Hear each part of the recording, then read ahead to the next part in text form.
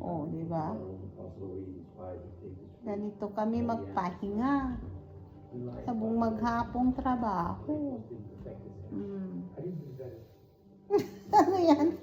Nanonood sila ng movie, oh, di ba? Nag-reflect sa Andun yung TV, oh. Oh, yan. Habang nanonood. Yan, mukha mo. Nanood ka na hindi. pagpagod nga, ganito. Pag hindi pagod. Pagod ka ba? Ha?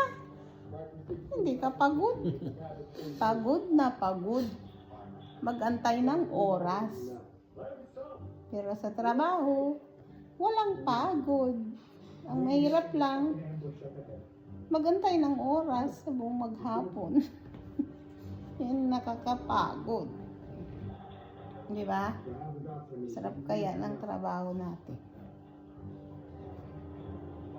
Enjoy lang.